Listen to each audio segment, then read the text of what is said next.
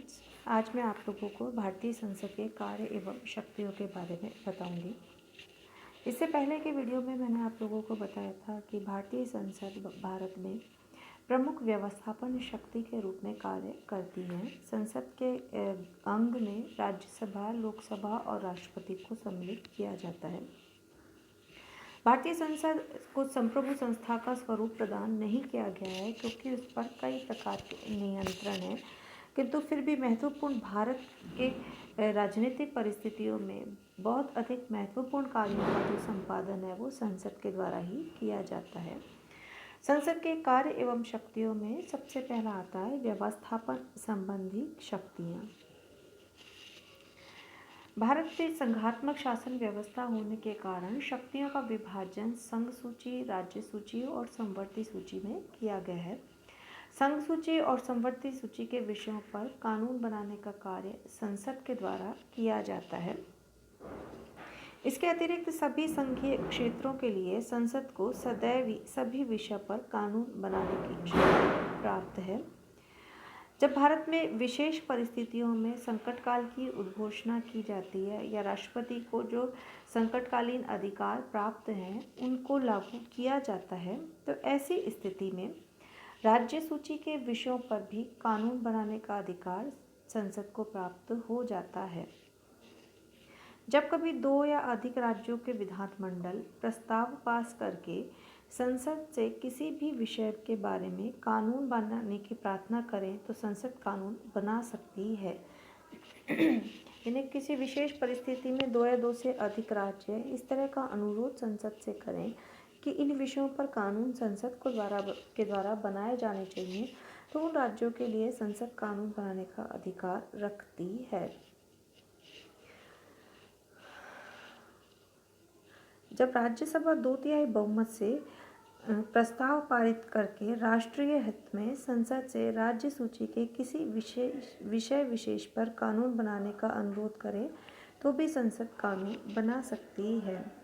यानी राज्यसभा को यह अधिकार दिया गया है कि वह किसी भी राज्य सूची के विषय पर अगर 2/3 बहुमत से प्रस्ताव पारित कर दे तो वह राज्य सूची का विषय केंद्र के अधीन हो जाता है और संसद उस पर कानून बनाने का अधिकार रखती है।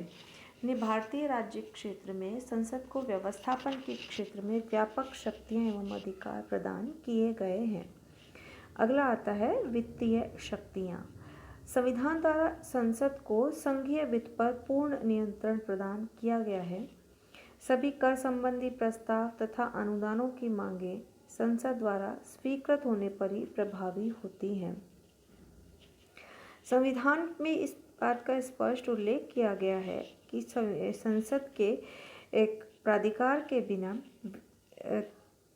किसी भी प्रकार का न तो नया कर लगाया जा सकता है और न ही उसे एकत्रित किया जा सकता है। संसद ही प्राक्कलन और लोकलेखा समिति की नियुक्ति करती है। यानी जो विशेष संसद की समितियां होती हैं, प्राक्कलन और लोकलेखा समिति, इनकी नियुक्ति भी संसद के द्वारा ही की जाती है। वे नियंत्रक व महालेखा परीक्षक के प्रतिवेदन पर उचित विचार कर निर्णय लेने का कार्य भी करती है। संसद की स्वीकृति के बिना सरकार को राष्ट्रीय वित्त में से खर्च का अधिकार प्राप्त नहीं होता है। यानी केंद्रीय सरकार को अपने खर्चों के लिए अनुमति लेने का जो कार्य है वो संसद से ही करना होता है। अगली है कार्यपालिका शक्तियाँ। कार्यपालिका शक्तियों में संसद की कार्यपालिका शक्तियों में प्रमुखतः प्रधानमंत्री और उसकी मंत्रिपरिषद पर नियंत्रण लगाने का कार्य संसद के द्वारा किया जाता है। क्योंकि मंत्रिमंडल अपने द्वारा किए गए प्रत्येक कार्य के लिए संसद के प्रति उत्तरदायी होता है। मंत्रिमंडल केवल उसी समय तक अपने पद पर बना रहता है जब तक कि संसद में उसका आवश्यक बहुमत होता है। संसद में अगर उसका बहुमत समाप्त हो जाता है तो सरकार को अपना पद त्यागना पड़ता है। संसद अनेक तरीकों से कार्यपालिका पर नियंत्रण रखती है। संसद के सदस्य अविश्वास के प्रस्ताव, निंदा प्रस्ताव एवं कामरोको प्रस्ताव द्वारा सरकार पर नियंत्रण रखते हैं तथा उसे उत्तरदायी बनाए रखते हैं। संसद के सदस्य मंत्रियों से सरकारी नीतियों के संबंध में प्रश्न तथा पूरक प्रश्न पूछ सकते हैं तथा सरकार की आलोचना कर सकते हैं। संसद सदस्य बजट को अस्वीकार करके मंत्रियों के वेतन में कटौती का प्रस्ताव स्वीकृत करके सरकारी विधेयक में संशोधन करके अपना विरोध प्रदर्शित कर सकते हैं। यानी कार्यपालिका के ऊपर नियंत्रण लगाने के लिए अनेक प्रकार के संवैधानिक प्रावधान किए गए हैं और इन संवैधानिक प्रावधानों के माध्यम से संसद सरकार को नियंत्रण में रखती है।